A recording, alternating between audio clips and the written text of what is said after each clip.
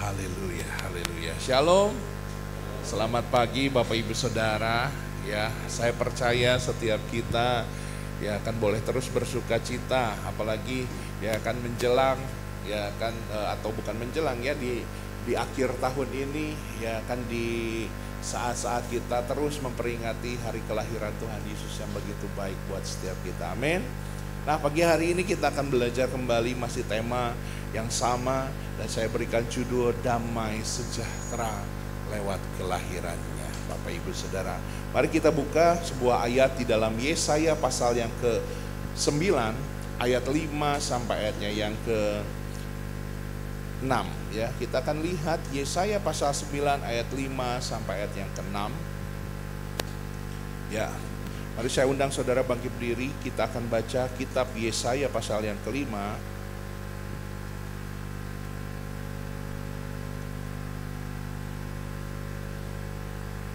Yesaya pasal 9, maaf. Yesaya pasal 9 ayat 5 sampai ayat yang ke-6. Ya, atau kita baca ayat 5 saja ya. Yesaya 9 ayat yang ke-5, 1, 2, 3. Sebab seorang anak telah lahir untuk kita, seorang putra telah diberikan untuk kita, lambang pemerintahan ada di atas bahunya, dan namanya disebutkan orang penasehat ajaib, Allah yang perkasa, Bapa yang kekal, Raja damai. Amin. Puji nama Tuhan. Silakan duduk Bapak Ibu Saudara. Puji nama Tuhan. Nabi Yesaya ya kan beberapa ribu tahun yang lalu sudah menubuatkan yang pada akhirnya kita percaya apa yang dia nubuatkan itu telah terjadi. Bapak Ibu Saudara, ini berbicara tentang kelahiran Mesias, Sang Juru Selamat, Tuhan Yesus. Amin. Bapak Ibu Saudara, dikatakan seorang anak telah lahir untuk kita. Ya, jadi Tuhan Yesus ada untuk siapa? Untuk saya dan saudara. Amin Bapak Ibu Saudara, untuk kita. Dan firman Tuhan katakan namanya disebutkan penasehat ajaib, Allah yang perkasa, Bapa yang kekal, Raja damai. Ya. Kita lihat Bapak Ibu Saudara di dalam Lukas pasal yang pertama. Kita akan lihat Injil Lukas pasal yang pertama. Ini adalah sebuah penggenapan dari apa yang tadi kita baca di dalam perjanjian lama Bapak Ibu Saudara. Lukas pasal yang pertama. Kita akan lihat mulai ayat yang ke-30. Lukas pasal yang pertama ayat 30 sampai 33 saya akan bacakan buat saudara. Lukas pertama ayat 30. Kata malaikat itu kepadanya, "Jangan takut hai Maria, sebab engkau beroleh kasih karunia di hadapan Allah. Sesungguhnya engkau akan mengandung dan akan melahirkan seorang anak laki-laki. Hendaklah engkau menamai dia Yesus. Ia akan menjadi besar dan akan disebut anak Allah yang maha tinggi. Dan Tuhan Allah mengaruniakan kepadanya tahta Daud, bapa leluhurnya. Dan ia akan menjadi raja atas kaum keturunan Yakub sampai selama-lamanya. Dan kerajaannya tidak akan berkesudahan." Amin Bapak Ibu Saudara. Inilah yang janji Tuhan yang sudah digenapi Bapak Ibu Saudara. Firman Tuhan katakan dia akan menjadi besar dan disebut anak Allah yang maha tinggi. Di dalam kemahatinggiannya dia akan ada kedamai sejahtera yang dia janjikan bagi setiap kita Bapak Ibu Saudara. Oleh sebab itu karena Tuhan Yesus adalah Sang Raja Damai Bapak Ibu Saudara, dia lahir buat kita. Artinya apa? Dia membawa damai sejahtera bagi kita semua. Damai sejahtera bukan berarti keadaan yang tanpa masalah. Damai sejahtera bukan berarti keadaan yang tanpa pergumulan. Ya Bapak Ibu Saudara, kita tahu bersama kalau damai sejahtera itu berarti tanpa masalah. Ketika Yesus lahir ke dunia, tidak mungkin dia akan mati disalibkan. Betul Bapak Ibu Saudara, dia akan seperti orang normalnya saja. Justru dengan adanya masalah, ya, dia lahir, kemudian dia diburu Bapak Ibu Saudara. Kita tahu kan ceritanya bagaimana anak-anak saat itu, anak-anak orang Israel akan dibunuh. Ya Bapak Ibu Saudara, sampai akhirnya sudah besar dewasa juga dia mati terbunuh. Ini keadaan yang banyak masalah.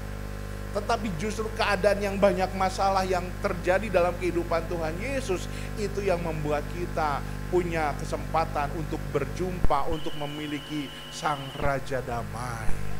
Artinya apa Bapak Ibu Saudara? Damai sejahtera bukan keadaan yang tanpa masalah, tetapi damai sejahtera adalah sekalipun ada permasalahan, sekalipun ada pergumulan, sekalipun ada sakit penyakit, sekalipun ada kekurangan, sekalipun ada kerugian, sekalipun ada rasa sakit, tetapi kita dikasih kekuatan untuk melewati itu semua. Itulah damai sejahtera. Dan itu nggak mungkin kita bisa bertahan dengan atau menghasilkan damai sejahtera itu sendiri kalau kita tidak diberikan oleh Tuhan, ya, Sang Raja Damai. Bapak Ibu Saudara, ya kan sebentar lagi kan ini kita sudah tanggal 8 ya, sudah awal Desember. Nanti Bapak Ibu Saudara, ya kan sudah semakin dekat tanggal 25, ada yang biasanya rame, ya kan di mana-mana sebagai tanda tanggal 25 semakin dekat. Kira-kira apa Bapak Ibu Saudara? Hah? Ada yang tahu kira-kira? Ya kan tanda tanggal 25 Desember semakin dekat apa? Hah? Diskon, betul. Di mall ada diskon, betul. Baru dibilang apa? Pohon Natal, betul ya kan, hiasan-hiasan. Ya kan betul semuanya. Tapi ada satu lagi. Biasanya rame ya kan di Instagram, di Facebook. Ada kata seperti ini. Haram mengucapkan selamat Natal. Bapak Ibu Saudara, ini berarti menandakan 25 Desember semakin dekat Bapak Ibu Saudara. Kalau udah mulai muncul kata haram mengucapkan selamat Natal, Bapak Ibu Saudara, orang yang punya damai sejahtera, punya Yesus, sungguh-sungguh hidup di dalam Yesus, ketika mendengar kata haram mengucapkan selamat Natal, berarti dia harus bersuka cita. Kenapa harus berduka cita? Ada yang tahu? Kalau kita sungguh-sungguh punya damai sejahtera, punya Yesus dalam hidup kita, ketika ada tulisan haram mengucapkan selamat Natal, kita harus bersuka cita. Ada yang tahu kenapa? Tahu kenapa? Wah, Pak Sitorus tahu Pak, kenapa Pak? Kita harus bahagia ada tulisan haram mengucapkan selamat Natal. Oh berarti minimal si Pak Haram atau si Bu Haram mengucapkan selamat Natal kepada kita semua. Betul nggak Bapak Ibu? Kan kita nggak tahu si Haram ini bapak-bapak, ibu-ibu atau anak muda. Yang pasti si Haram ini mengucapkan kepada kita selamat hari Natal. Nah ini yang saya maksud damai sejahtera. Damai sejahtera itu nggak ngelihat segala sesuatu tuh dari negatifnya aja. Ya kan, tetapi kita bisa melihat sesuatu dari hal-hal yang baik. Kita nggak cepat tersinggung, nggak cepat marah. Oh haram mengucapkan, oh ini si Pak Haram, siapa tahu mungkin tetangga kita namanya Haram gitu kan Bapak Ibu Saudara. Ya kan mungkin kepanjangannya Harampang gitu kan. Haram mengucapkan selamat Natal. Bapak Ibu Saudara, ya sekarang kita akan lihat sebetulnya apa alasan sesungguhnya kita bisa memiliki damai sejahtera. Yang pertama, damai sejahtera itu kenapa sih kita punya damai sejahtera? Karena kita telah menerima pengampunan. Sama-sama katakan pengampunan. Ya, damai sejahtera dari Tuhan. Ketika kita menerima Tuhan, kita dapat damai sejahtera. Damainya karena apa Bapak Ibu Saudara? Damainya bukan hanya sekedar ya tadi diskon, terus acara Natal setiap tahun ada hiasan-hiasan. Nah ini udah mulai dihias gereja kita. Bukan hanya sekedar itu. Tetapi kita punya damai sejahtera bukan karena orang tetangga kita ngucapin selamat atau tidak. Kita tetap bisa bersuka cita karena kita tahu kita sudah diampuni oleh Tuhan Yesus. Amin Bapak Ibu Saudara, ini alasan utama. Makanya di dalam Matius pasal yang ke-1 ayat yang ke-21 masih sebetulnya ceritanya masih sama dengan ayat Lukas 1 tadi, tapi dikatakan dalam Matius 1 ayat 21, ia akan melahirkan anak laki-laki dan engkau akan menamakan dia Yesus, karena dialah yang akan menyelamatkan umatnya dari dosa mereka. Firman Tuhan katakan Matius 1 ayat 21, Yesus akan menyelamatkan umatnya dari dosa mereka. Bapak Ibu Saudara, hari-hari ini kita harus waspada terhadap ancaman bencana. Betul Bapak Ibu Saudara? Ya kan, hujan besar, hujan petir, apalagi Bapak Ibu banjir, apalagi pohon tumbang, ya kan, belum lagi karena cuaca seperti ini banyak ya kan kita rentan sakit Bapak Ibu Saudara. Itu bisa menjadi bencana buat kita. Tapi tahukah Bapak Ibu Saudara, ada bencana yang paling berbahaya daripada yang saya sebutkan tadi, bahkan bencana alam, megatrust dan lain sebagainya. Tahukah Bapak Ibu Saudara, bencana yang paling berbahaya adalah dosa. Kenapa? Karena bencana alam ya kan atau kerusakan hanya bisa merusak ya kan tubuh kita mungkin ya kan, atau merusak barang-barang kita. Tetapi bencana yang satu ini ya kan akan merusak segalanya, dan kerusakannya ini akan permanen. Selama-lamanya harus kita tanggung. Ya kan, kalau hujan ya kan kita makan obat, istirahat cukup, bisa sehat lagi. Ya kan, Ibu Maria ya kan kosannya berapa waktu lagi kebanjiran, ya kan, jadi naik perahu di dalam kamarnya, tapi udah kering lagi kan, udah kering. Jadi yang barang kebanjiran bisa juga pulih lagi. Tapi bencana karena dosa Bapak Ibu Saudara, kalau kita nggak terima Tuhan Yesus, ya kan konsekuensinya adalah selama-lamanya. Firman Tuhan katakan akibat dosa adalah maut. Dan kita tahu maut di sini bukan hanya sekedar mati. Ya kan, kalau maut itu hanya sekedar mati, makanya ada orang yang sekarang makin banyak yang berpikir, saya pusing hidup, makanya bunuh diri. Ya, termasuk artis-artis bunuh diri, pikirnya maut itu ya udah mati, habis itu selesai persoalan. Maut di sini bukan hanya sekedar mati tubuh kita, tetapi api neraka kekal bagi orang-orang yang gak mau bertobat. Tapi Bapak Ibu Saudara, ada kebahagiaan bagi setiap kita yang menerima Tuhan Yesus. Amin. Ya, karena ketika kita terima Tuhan Yesus, maka kita juga terima pengampunan.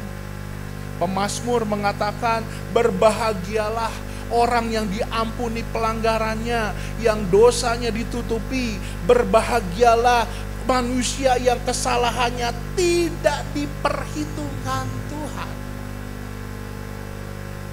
Jadi kita tetap ada dosa, tetapi ketika kita terima Tuhan Yesus, Tuhan udah tutup mata terhadap dosa kita, ditutupi dengan darah Tuhan Yesus. Amin Bapak Ibu Saudara. Inilah makna Natal yang sesungguhnya. Inilah makna damai sejahtera yang sesungguhnya. Ini semua hanya simbol. Ya kan, lampu-lampu yang kedap-kedip ini menunjukkan atau mengingatkan kepada kita. Ya kan, apa yang terjadi dalam hati kita, dalam hidup kita. Ya kan, ketika kita terima Tuhan. Sebelumnya Bapak Ibu Saudara, ya kan, dosa membuat kita dalam kegelapan, dalam kehancuran. Tetapi terang Kristus, ya kan, yang menyinari kehidupan kita, memberikan kita pengampunan. Makanya Bapak Ibu Saudara, nanti hari Natal ya kan ada hak yang dilakukan oleh presiden kita. Nanti mungkin Pak Prabowo akan menggunakan hak grasi. Hak grasi itu apa? Hak grasi itu adalah salah satu hak istimewa punya presiden untuk memberikan pengampunan atau pembebasan hukuman. Ya, jadi di antara napi-napi yang ada di Indonesia, ya kan, apapun hukumannya, apapun kejahatannya, ya kan, vonisnya, presiden itu punya hak, ya kan, untuk memberikan pembebasan penuh. Bukan karena melihat seorang ini A atau B apa yang dia lakukan, enggak. Ya karena itu haknya presiden. Yaitu namanya hak grasi Bapak Ibu Saudara. Ya kan, hak istimewa, hak prerogatifnya presiden untuk memberikan pengampunan atau ya kan penghapusan hukuman Bapak Ibu Saudara. Tapi Bapak Ibu Saudara, presiden pun terbatas. Ya kan, dia hanya bisa memberikan pengampunan saat ya kan presiden tersebut ya kan menjabat sebagai presiden. Pak Prabowo misalnya sudah nggak jadi Pak Presiden atau Pak Jokowi, sekarang nggak bisa dia gunakan hak tersebut. Walaupun dia dibilang, kan saya mantan presiden 10 tahun saya berjasa. haknya nggak punya lagi Bapak Ibu Saudara. Karena dia presiden yang terbatas. Tetapi bersyukurlah kalau kita punya presiden di atas segala presiden. Punya raja di atas segala raja. Yang punya kekuasaan dan punya hak mengampuni kita selama-lamanya. Dia adalah Tuhan Yesus. Amin Bapak Ibu Saudara. Ya, makanya Bapak Ibu Saudara, pada tanggal 27 Desember tahun 1999, suatu ketika ada Natal Akbar, ya kan, Natal nasional yang dihadiri oleh Bapak Presiden Gus Dur saat itu. Di dalam sambutannya Bapak Presiden Gus Dur bilang seperti ini. Mestinya yang merayakan Natal bukan hanya umat Kristen saja. Ini saya mengutip dari kata-kata Pak Gus Dur ya, bukan kata-kata saya sendiri. Saya baca lagi ya. Mestinya ya kan, yang merayakan Natal bukan hanya umat Kristen saja, melainkan juga umat Islam dan umat lainnya, bahkan seluruh umat manusia. Mengapa bisa begitu? Karena Yesus Kristus atau Isa Al-Masih adalah juru selamat seluruh umat manusia, bukan juru selamat umat Kristen saja. Ini Presiden Gus Dur yang mengatakan demikian. Betul, ya betul. Memang Tuhan datang untuk menyelamatkan semua umat manusia. Dia tawarkan, tapi permasalahannya dia sudah menawarkan, maukah kita menerima tawarannya? Itu kan Bapak Ibu Saudara, betul? Ya, saudara harus bersyukur kita orang-orang menjadi orang-orang yang menerima tawaran tersebut. Ya kan? Oleh sebab itu saudara jangan sia-siakan hadiah pengampunan yang sudah Tuhan beri. Sekali lagi ya Bapak Ibu Saudara, kita sudah punya hidup yang lama, tinggalkan itu semua. Kalau kita sudah minta dapat pengampunan sama Tuhan, jangan lagi hidup di dalam dosa. Hidup benar, hidup ya kan sungguh-sungguh di dalam Tuhan. Ya kan, ingat, kita sudah diampuni bukan karena kita benar. Kita diampuni bukan karena kita hebat melayani. Kita diampuni bukan karena kita orang baik. Kita diampuni bukan karena amal yang kita berikan. Kita diampuni bukan karena doa-doa kita.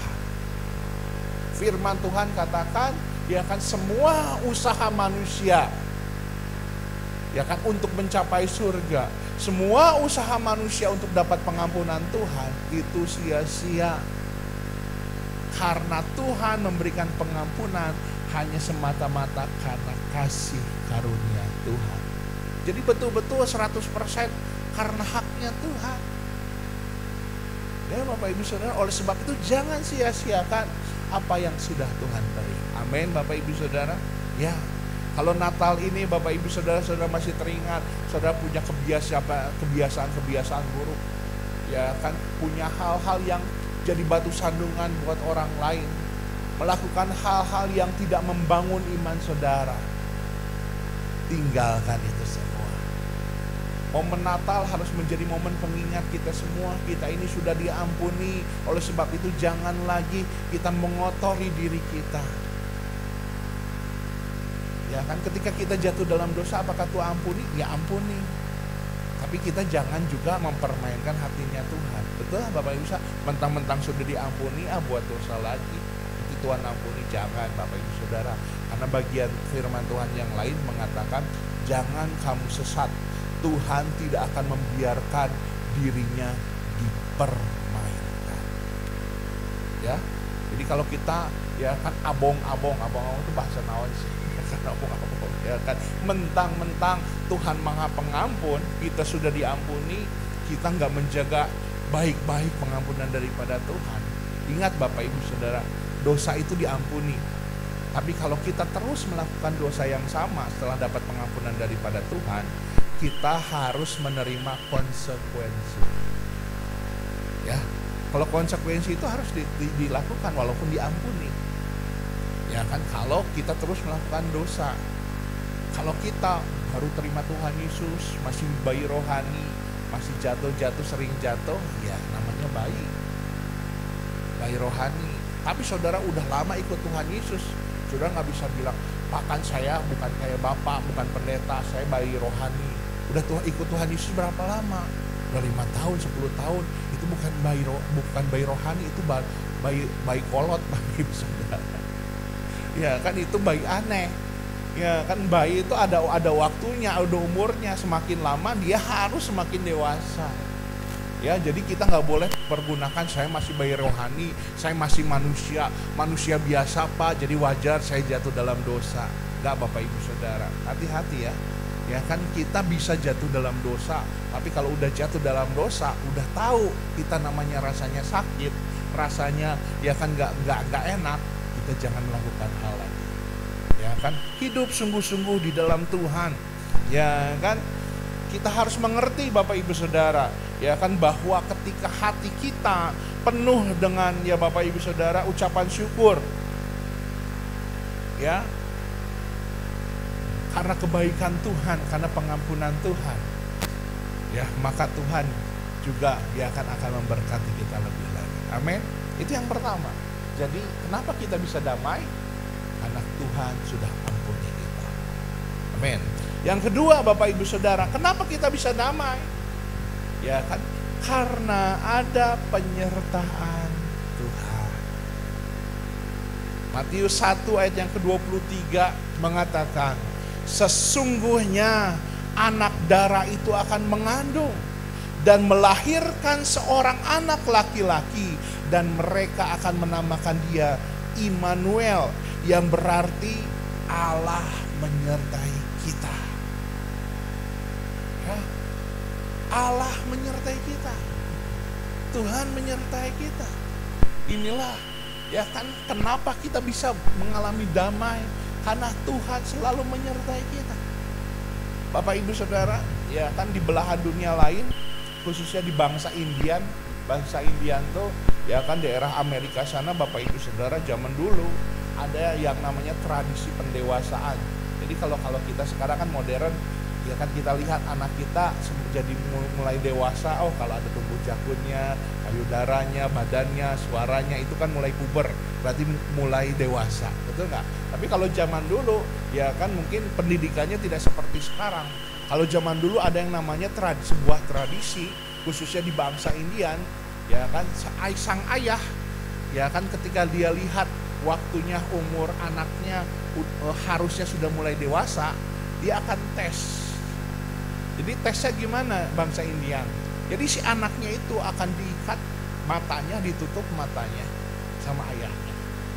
Kemudian ayahnya ini akan bawa anaknya itu ke tengah-tengah pedalaman hutan.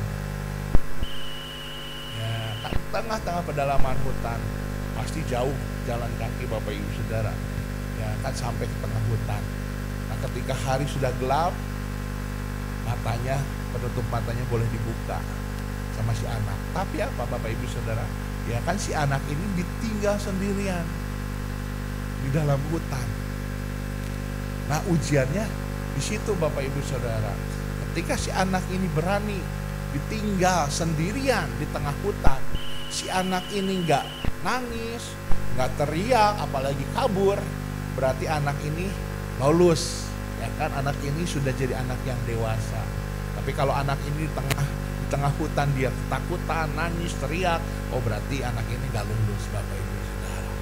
Ya kan Bapak Ibu Saudara bayangkan, ya kan kalau itu yang terjadi dalam hidup kita, ya kan dibawa ke tengah hutan, ya kan saya pernah,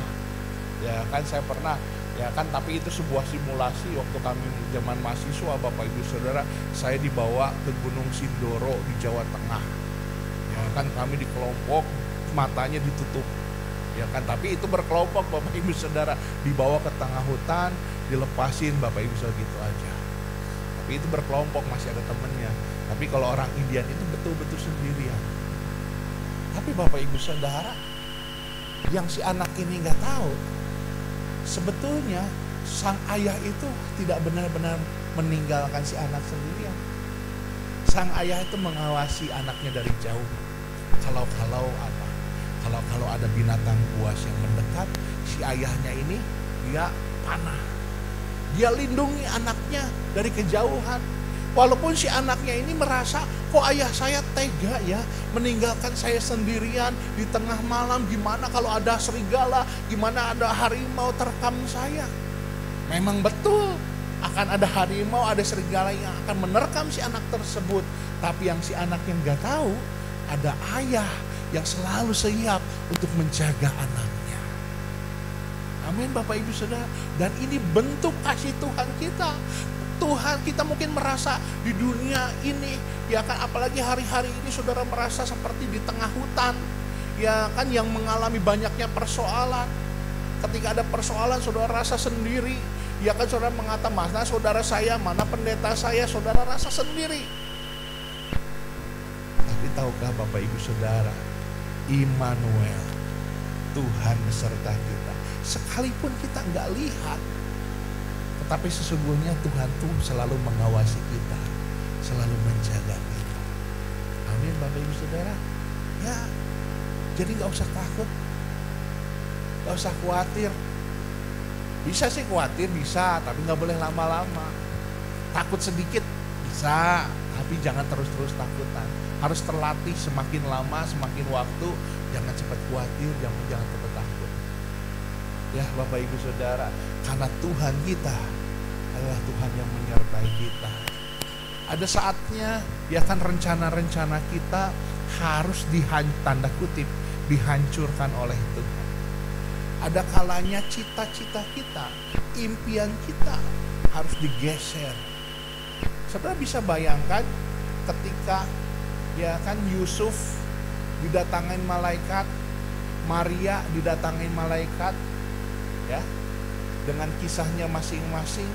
Kita tahu kan bersama bagaimana Maria dan Yusuf ini adalah tunangan. Betul nggak? Biasanya kalau tunangan Bapak Ibu Saudara, ya kan, mereka udah siap-siap kan, mau buat apa? Acara pernikahan. Ya kan, wah, mungkin si Maria bilang ke Yusuf, cuk, ya kan, gimana tabungan kita? Ya kan, saya pengen kalau saya nikah itu standing party di outdoor, di Lembang. Mungkin si Maria ini bilang, aduh, yang benar aja, janganlah, ini musim hujan.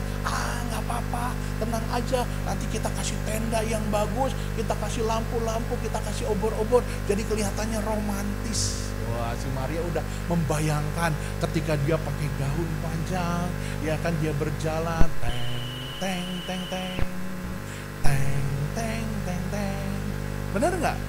Ya kan, dia membayangkan, saya nanti, ya kan, walaupun subuh-subuh datengin sama tukang make up, apa-apalah, yang penting saya kelihatan cantik, mungkin kan gitu. Ya kan, kemudian si Yusuf juga berkata, ketawa-ketawa sendiri. Aduh, ya kan, bentar lagi dia jadi istri saya ya, senyum-senyum sendiri. Ya kan, mungkin temennya, ya kan, yang lain bilang, aduh deh, bentar lagi, jadi pengantin baru. Wah, ketawa, seneng. Sampai suatu malam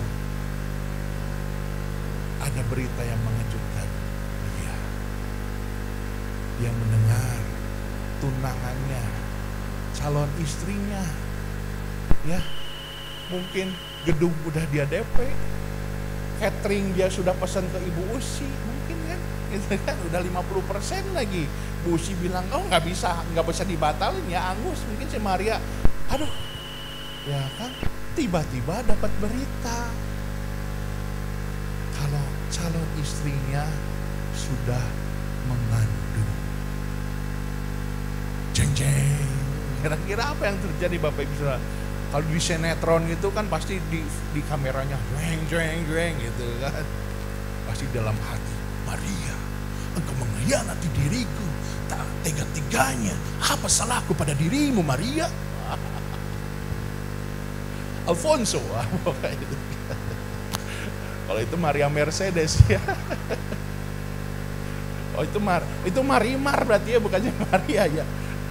Ya kan. Tiba-tiba ada lagunya Maria. Bapak Ibu Saudara, mungkin di sini kita bisa ketawa. Tapi coba kalau kita yang ada di posisi Yusuf, bisa ketawa? Halo? Dengar calon istrinya mengandung. yang dia ingin lakukan. Kalau kita sebagai cowok, kira-kira apa? Kita pengen labrak, pengen tahu, pengen dari mulutnya sendiri. Kenapa kau kamu bisa tega-teganya mengkhianati saya? Siapa pria, ya kan, yang berani-beraninya mengganggu, menghancurkan hidup saya? Betul nggak? Kalau kita sinetron gitu gampang. Ya, Bapak Ibu Saudara, rancangan Maria dan Yusuf, pernikahan yang luar biasa yang mereka inginkan, harus dihancurkan, tanda kutip, dengan satu berita, Maria, kamu akan mengandung seorang anak. Bapak Ibu Saudara, ada kalanya Tuhan harus hancurkan rencana-rencana kita. Ada kalanya Tuhan harus intervensi, harus belokkan apa yang kita sudah pikirkan, yang kita sudah rencanakan, yang kita sudah siapkan. Ya. Kita mungkin, Bapak Ibu Saudara, ada beberapa di antara kita yang pernah mengalami hal ini. Saudara sudah susun baik-baik, saudara punya usaha, tapi kok tiba-tiba Tuhan ya akan belokkan itu semua. Tuhan gagalkan. Ya, beberapa di antara kita mungkin punya respon jadi kecewa sama Tuhan. Tuhan kan ini mimpi saya. Tuhan kan ini saya udah keluar banyak modal. Tuhan ini kan saya sudah persiapannya lama. Bapak Ibu Saudara, percayalah, kalau Tuhan mau intervensi apa yang menjadi kepinginnya kita, berarti Tuhan sedang sediakan yang jauh lebih baik dari apa yang pernah kita pikirkan. Amin. Ini yang terjadi atas kehidupan Maria dan Yusuf, Bapak Ibu Saudara. Ketika Tuhan intervensi pernikahan mereka, ya akan lahir, ya akan kandungan Roh Kudus, lahir Sang Immanuel, Sang Raja Damai, Penasehat Agung, Allah yang kekal, Bapa yang kekal, Allah perkasa, Yesus Kristus.